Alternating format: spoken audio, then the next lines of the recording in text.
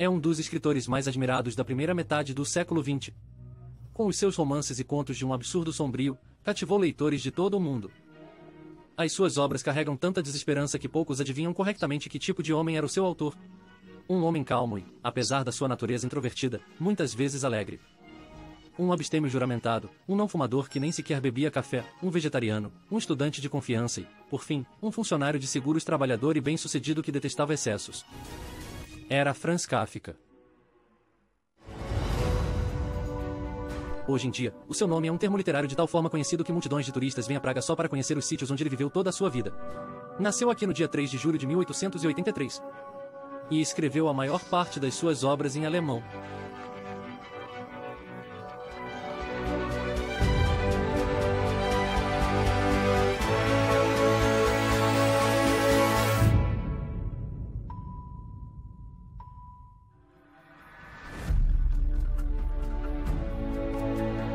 Franz Kafka nasceu no seio da família de um retroseiro judeu, Hermann Kafka, e de Julia Kafka, nascida Levi. Franz era o mais velho de 6 filhos, os seus 2 irmãos mais novos morreram na infância e as suas 3 irmãs, Eli, Wally e Otri, pereceram em adultos nas câmaras de gás dos campos de concentração nazis. Embora Franz tenha nascido na Boêmia, o seu pai decidiu dar ao seu único filho uma educação alemã. Estava convencido de que isso lhe garantiria um futuro melhor. Franz começa por frequentar uma escola alemã para rapazes e depois uma escola pública de ensino secundário. Embora esteja a gerir os seus estudos com facilidade, começa a apresentar desequilíbrios mentais. Sofre frequentemente de sentimentos de fraqueza, inquietação e dores de cabeça. E é sensível aos sintomas de qualquer doença que muitas vezes sugere a si próprio. A sua instabilidade, aliada à sua frágil constituição física, provoca o pai. Um homem vigoroso e bonito. Critica o filho pelas suas fraquezas. Diz que ele se ocupa de assuntos insignificantes, o que não é apropriado para um homem. Franz fica magoado e o pai afasta-se dele. Aos 18 anos, Kafka ingressa na Faculdade de Direito Alemã de Praga, e este período marca uma viragem na sua vida. Começa a escrever. No início, parece ser mais uma terapia para ele aliviar os seus sentimentos neuróticos. Escreve os seus primeiros contos, reflexões e diários e dá-os a ler ao seu colega de turma, o aspirante a escritor Max Brod. Os textos são tão diferentes, provocadores e talentosos que Brod obriga a publicá-los e convida Kafka para o chamado Círculo de Praga. Um grupo de escritores checos, na sua maioria judeus, que escreviam como Kafka em alemão. Max Brod tornar-se-ia gradualmente não só o amigo mais próximo de Kafka, mas também, mais tarde, o homem que contribuiria significativamente para a sua fama mundial. Mas estamos a adiantar-nos um pouco. Estamos em 1906. Kafka termina o curso de Direito e um ano depois começa a trabalhar, primeiro na Companhia de Seguros Generale, depois no Seguro de Acidentes de Trabalho. É bem-sucedido, passando de estagiário a secretário num curto espaço de tempo, o que constitui uma progressão significativa na carreira. Os seus colegas e superiores gostam dele, sobretudo pelo seu caráter anormalmente calmo e trabalhador. Kafka cumpre sempre todos os compromissos de trabalho de forma fiável e atempada. Tudo parece perfeito no exterior. Franz escreve nas suas cartas que sente orgulho no trabalho que fez e na posição que alcançou. Mas outras passagens mostram que ele se sente diferente por dentro. O meu trabalho é insuportável para mim porque contradiz a minha única profissão, que é a literatura. Publica o seu primeiro texto em 1908 na revista Hyperion de Munique e no Almanac da Arcádia do seu amigo Max Brod.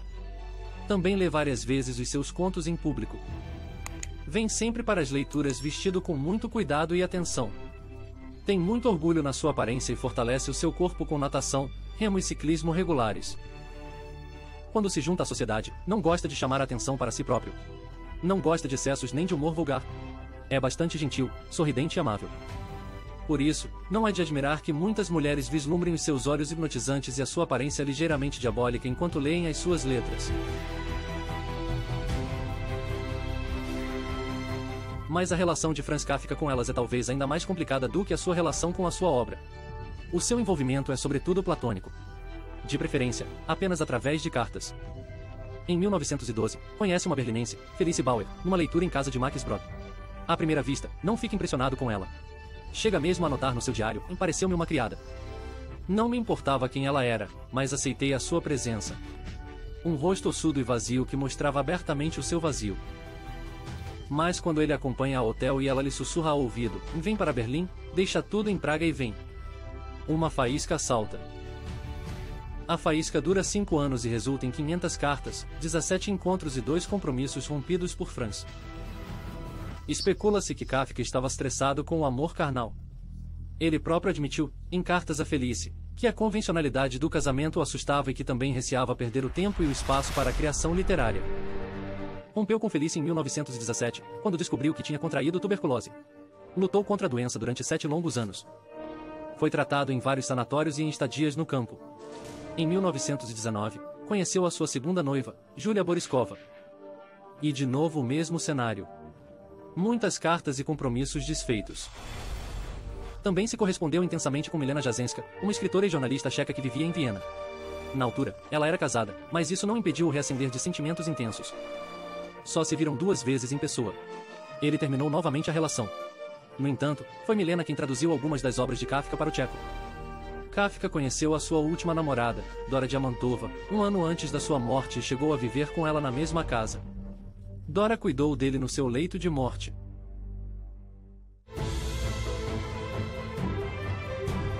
Mas a obra literária de Kafka sobrepôs-se a tudo e a todos. A escrita tornou-se uma necessidade na sua vida. Mas não é de estranhar que tenha tido uma relação mais do que complicada com ela. Porque, apesar de todo o seu talento, estava insatisfeito com quase tudo o que escrevia. Era um perfeccionista. E assim o seu trabalho tornou-se literalmente uma luta. Um desejo furioso de capturar o inatingível. Kafka reescreveu, adulterou e até queimou. Passou de um texto para outro, à espera do momento certo.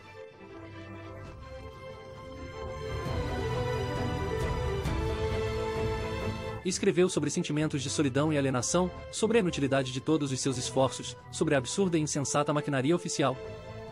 Os seus heróis são as vítimas humilhadas desta máquina.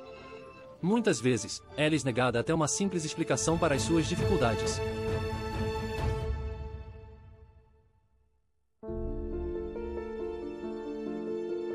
Em 1924, a saúde de Kafka deteriorou-se drasticamente. Franz foi submetido a numerosas estadias em vários sanatórios e até começou a comer carne, a conselho dos seus médicos. Mas nem isso ajudou. No dia 3 de junho de 1924, num sanatório em Kierling, na Baixa Áustria, Franz Kafka, com apenas 40 anos, sucumbe à tuberculose.